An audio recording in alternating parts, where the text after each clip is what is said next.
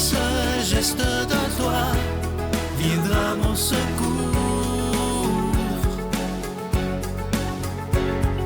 Viens semer dans mon âme le grain de l'amour.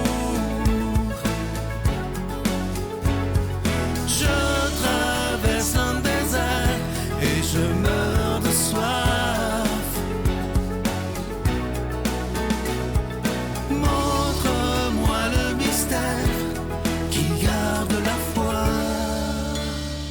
Bonjour, bienvenue à votre émission La Victoire de l'amour en ce vendredi 14 juin 2024. J'espère que vous vous portez bien chez vous. On rejoint tout de suite pour sa chronique Claire Jacques et à l'homélie, ce sera le Père Gauthier.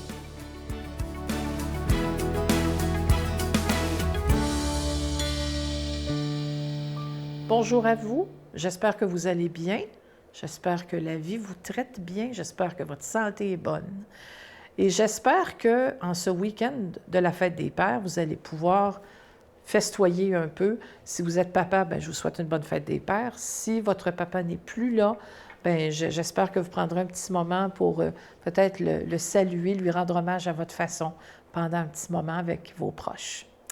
Évidemment que je vais vous parler de mon père ce matin, c'est sûr. C'est un incontournable, je ne pouvais pas ne pas parler de mon père. Mon père s'appelle Réal, puis c'est un être d'exception, on va se le dire. C'est un espèce de multitalentueux. Moi, je ne connaissais pas beaucoup de gens à l'école qui avaient un père qui était capable de faire la cuisine, qui était capable de dessiner, de peinturer, de peindre, je veux dire, qui était capable de tricoter, de coudre, de réparer des vêtements. Il avait tout appris ça à la maison parce que mon père étant issu d'une famille nombreuse, bien, tout le monde mettait la main à la pâte pour aider ma grand-mère à la maison. Et donc, mon père a appris beaucoup de choses très, très jeune qui ont façonné son sens de la débrouillardise, mais aussi du service. Mon père, c'est le genre qui répond pas mal toujours oui. Même s'il est fatigué, il va répondre oui, puis il va le faire pareil. Il a toujours été comme ça. Puis, moi, le souvenir que j'ai, enfant de mon père, c'est que, à la fois, il était toujours occupé, mais toujours présent en même temps. J'ai pas de souvenir qu'il soit pas à la maison, par exemple, pour souper.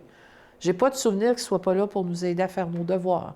J'ai que des mémoires d'un père présent, alors qu'il était très occupé. Travaillait 5 jours sur 7, évidemment, là, à son emploi de temps plein. En plus, étudiait à l'université. En plus, il était organiste titulaire de la paroisse Cœur Immaculé de Marie, donc il faisait toutes les messes, les mariages, les funérailles, les baptêmes. Il était directeur de chorale, donc il écrivait même des partitions. On voyait ça des fois, là, sur la table de cuisine, mon père qui écrivait des notes. En plus, la fin de semaine, bien, il faisait des rénovations avec un monsieur qui venait l'aider à ranger le sous-sol là, pour construire quelque chose de bien, pour qu'on puisse recevoir ensuite nos amis, notre famille et tout. Et il donnait des cours de piano la fin de semaine, en plus. Puis des fois, le samedi soir, ça, je me rappelle de ça, mon père et ma mère se mettaient très, très, très chic, là. Puis nous autres, on mettait notre pyjama le plus joli, là. Et là, il y avait une parade de gens qui arrivaient chez nous, très bien vêtus, coiffés, des fois avec des robes longues. Puis ils venaient chanter des chansons d'opéra ou des chansons françaises ou des trucs comme ça. Et c'était mon père qui les accompagnait. Ma mère s'occupait de servir des petites bouchées, d'offrir à boire et tout ça. Puis mon père les accompagnait au piano. Puis je peux vous dire une chose, c'est le meilleur accompagnateur de tous les temps parce que vous commencez à chanter dans une tonalité, mettons, en do majeur, là, puis mon père vous accompagne. Si vous vous en allez en ré majeur parce que vous perdez le nord un peu, il va vous suivre. Il est extraordinaire. Et lui aussi joue beaucoup du piano à la résidence où il demeure avec ma mère au vu. Ils sont là pas mal souvent, mes parents, à jouer du piano tous les deux, puis mon père, évidemment, ne fait pas exception. Alors, papa, bien, ce petit hommage était pour toi pour la fête des pères, aussi parce que ta fête et celle de maman s'en viennent à la fin du mois de juin, fait que bonne fête à vous deux. Et puis, bien, si votre père est encore vivant, votre père, j'espère que vous allez pouvoir le saluer en fin de semaine. Moi, en tout cas, j'en profite pour saluer le mien. Bye-bye. Notre Père qui es aux cieux, que ton nom soit sanctifié, que ton règne vienne, Que ta volonté soit faite sur la terre comme au ciel. Donne-nous aujourd'hui notre pain de ce jour. Pardonne-nous nos offenses, comme nous pardonnons aussi à ceux qui nous ont offensés. Et ne nous laisse pas entrer en tentation, mais délivre-nous du mal, car c'est à toi qu'appartiennent le règne, la puissance et la gloire pour les siècles des siècles. Amen. Je continuerai à croire, même si tout le monde perd espoir. Je continuerai à aimer, même si les autres parlent de haine. Je continuerai à construire, même si les autres détruisent. Je continuerai à parler de paix, même au milieu d'une guerre. Je dessinerai des sourires sur des visages en larmes et je tendrai les bras à ceux qui se sentent épuisés. Oui, je continuerai à croire. C'est avec beaucoup de joie que je vous présente encore une fois ce magnifique cadeau, une belle exclusivité de la Victoire de l'amour. Je la porte présentement. Il s'agit de la Croix de la paix qui est en épinglette. C'est plaqué en or véritable, déjà béni, et c'est fabriqué par des artisans du Québec. Vous la recevrez avec un don de 25 et si vous en voulez deux, avec un don de 40 Je veux prendre le temps aujourd'hui de vous remercier de tout mon cœur de ce que vous faites pour la Victoire de l'amour, parce que bientôt, comme vous le savez, ça fera déjà 30 ans que cette émission existe et moi, je vous remercie de tout mon cœur. Je vous donne l'adresse, la Victoire de l'amour, case postale 120, succursale Boucherville à Boucherville, le J4B 5E6, je vous la redonne. La Victoire de l'amour, case postale 120, succursale Boucherville à Boucherville, le J4B 5E6. Également par téléphone, par carte de crédit du lundi au jeudi de 8h à 17h dans le 514-523-4433, 523-4433 ou sans frais le 1-888-811-9291, 1-888-811-9291 et aussi sur notre site Internet. Vous savez que c'est une façon très rapide, sécuritaire et efficace de faire votre don. C'est le www.lavictoiredelamour.org.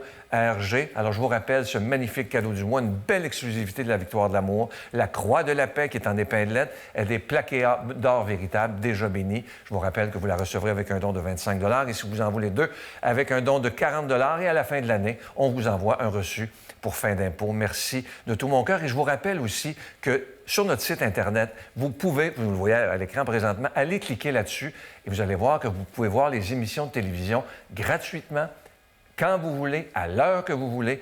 Et toutes les émissions sont là, autant celles du dimanche que du matin. Bye bye.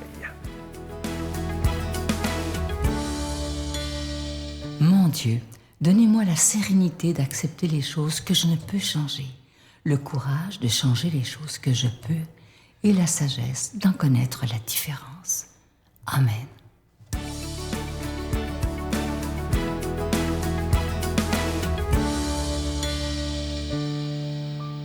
Bonjour, chers frères et sœurs.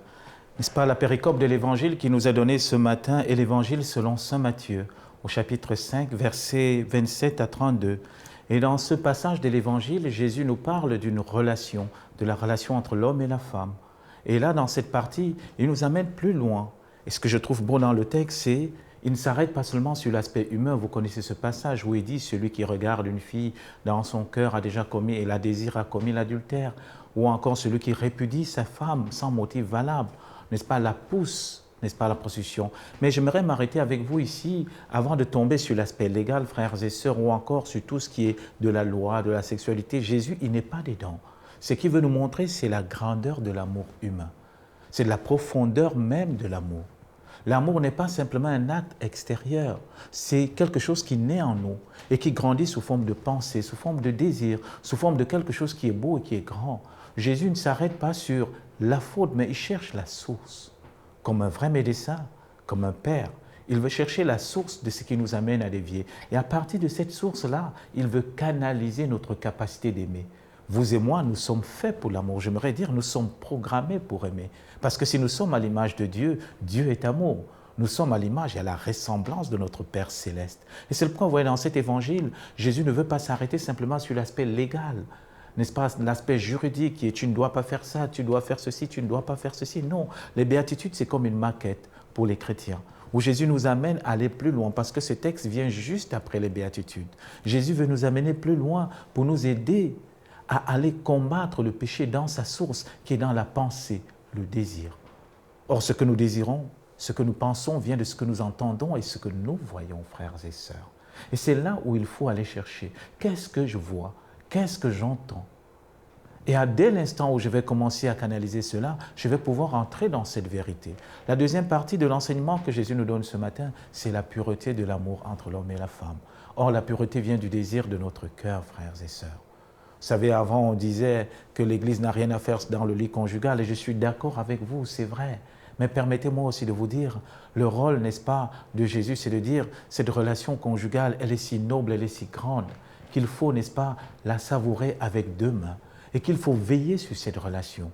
Mais au-delà de cette relation de l'homme et de la femme, c'est toute relation d'amour. Est-ce que nous prenons le soin de construire nos amitiés? Est-ce que nous prenons le soin, n'est-ce pas, de construire nos relations avec ceux que nous aimons? Aujourd'hui, dans notre monde, la relation s'est résumée à l'aspect physique. Quand on parle de relation, c'est beaucoup plus dans le physique, c'est beaucoup plus dans les échanges. Mais Jésus nous dit, elle est profonde.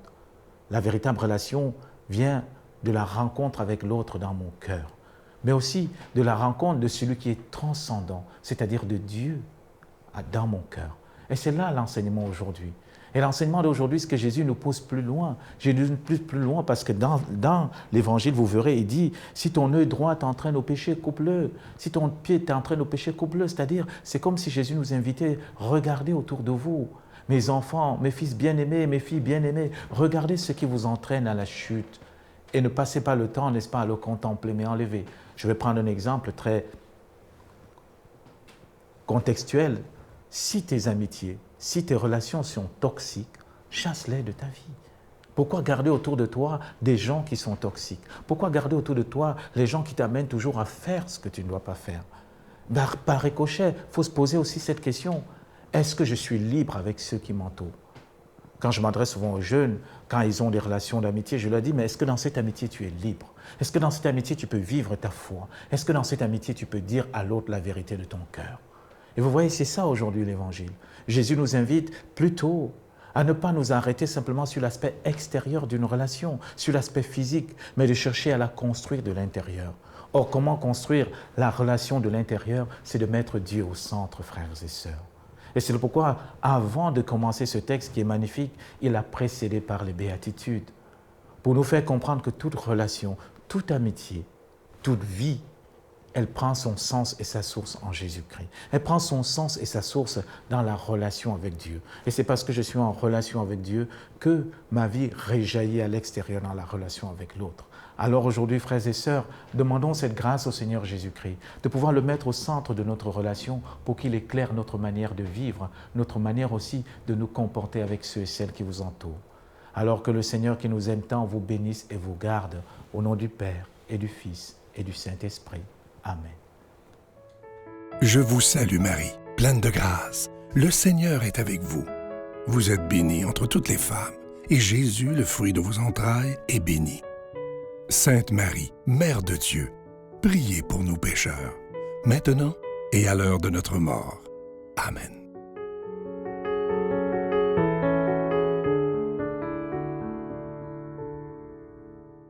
En ce mois de juin, la Victoire de l'amour vous offre, en échange de vos dons, cette épinglette « La croix de la paix ».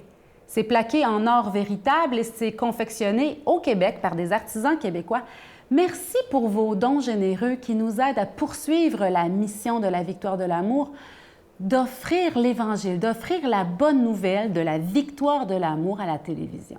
Cette épinglette est déjà bénie. Ça vous permet de porter sur vous un beau symbole de votre foi.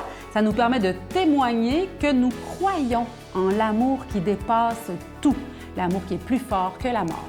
Bonne journée. David Bernard. J'étais dans une souffrance tellement intense, émotionnelle, intellectuelle, physique, à tous les niveaux, que j'ai envisagé, oui, l'idée de m'enlever la vie. On va s'aimer encore, au travers des bons coups, au travers des déboires, à la vie, à la mort, on va s'aimer encore.